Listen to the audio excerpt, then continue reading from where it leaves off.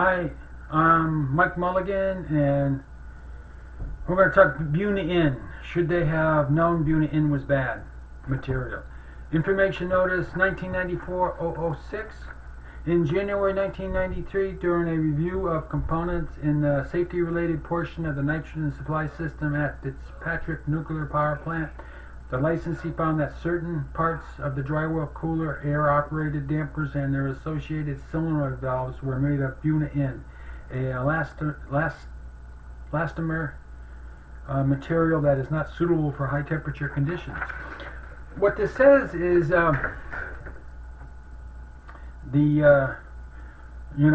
a bunch of valves in the containment were made out of Buna-n,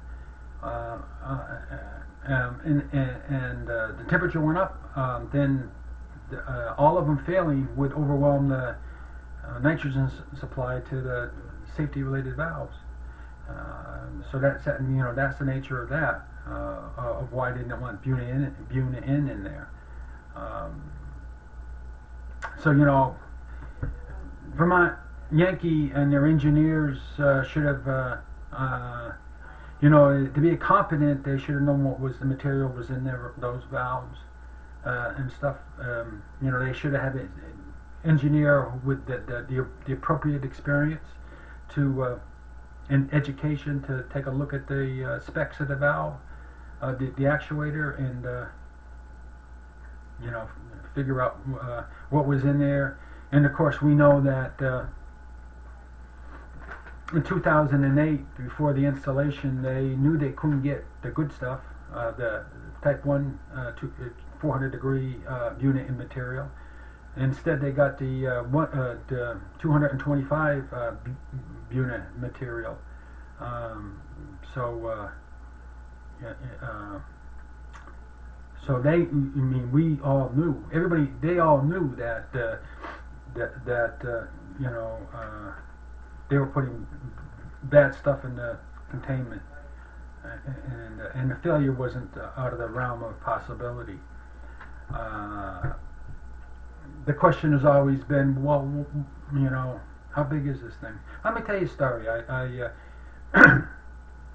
was involved in a little paper mill plant, and they were leaking. The lagoon was leaking, and I had the inspector come up to me, and I called the NRC, not the New Hampshire pollution inspector, to come up and come on down. And their phone system was so bad that they kept disconnecting me. I'd call the front girl, and she'd try and get me hold of an inspector, and it would get disconnected, and then I'd call again, and I'd get disconnected again, and I'd call again, and I was getting really irritated, getting disconnected, and that's what really pissed me off and stuff. And so then he came down, and he told me, looked at the grayish lagoon waste leaking down the hill, and he says, I know what your eyes are showing you, but your eyes are deceiving you. Don't believe your eyes and stuff. And that ended up being a $450 million fraud issue.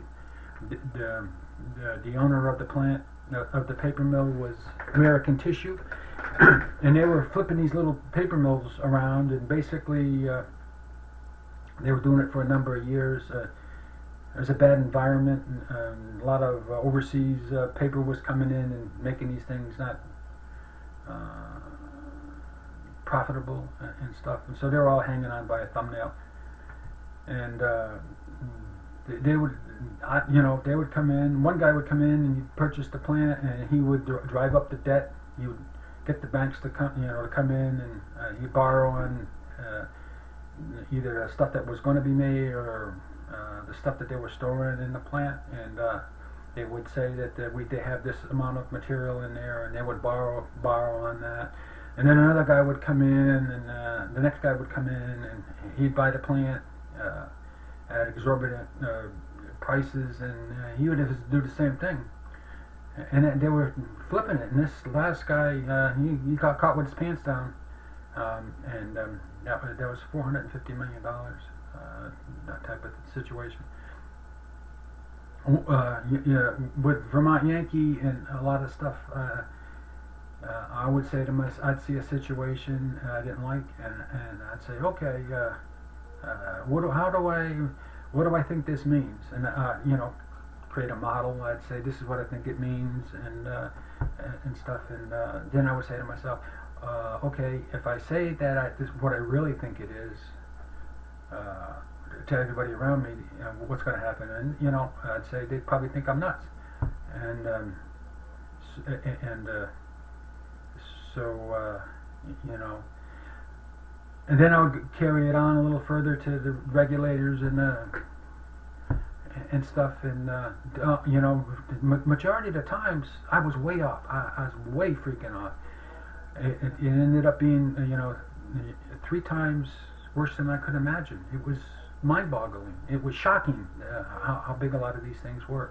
How these little symptoms that people ignore, you know, could be these big old huge problems that you just can't imagine they were that big, and stuff. And so you should caution you on everything, and you know what symptoms mean and stuff. What's underlying all of it. You know, Vermont Yankee, you know, they in 2008 they knew it was they were purchasing inappropriate qualities, safety relief valves and stuff like that. And so, you know, when it started leaking the first operational cycle, they should have keyed them into, you know, thinking something's really wrong here. You know, competent competent engineers would have known that. So it gets you to wonder how big it is. I did.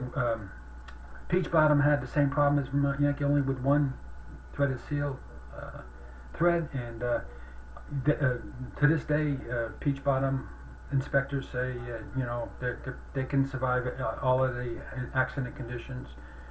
The Vermont Yankee inspector says that now it was bad material, and they couldn't have you know, withstand the worst condition accident and stuff. And so you know, so you have two sides. You know, you almost ask you today. Peach Bottom still has one plant operating with bad material, and so maybe they have a policy of lying and deceiving and stuff like that, because it's a threat of an operation. Maybe Vermont Yankee has, you know, they got all their bad material out, and it's Vitol stuff in there now, and you know, it's no threat, so they can be honest. You know, Fort Calhoun has problems with their sample valves, with the material, having unit material in there, and inability to withstand the temperatures. So how big is it? How big is this thing? Is this thing about repair parts, safety repair parts and containments, and nobody enforcing the regulations and stuff like that? How big is it? You got Pentis with Peach Bottom selling them bad repair components and stuff, and lying about it to the NRC, and then intimidating their employees. You got South Korea over there with the repair part scandal, and parts certifying and stuff. And I think the biggest guys that were doing it was Americans, U.S. people, U.S. certifiers. So how big is this type of thing? And we don't know. And like I said, you know, it's just so careless that they put this stuff in there. It's mind-boggling.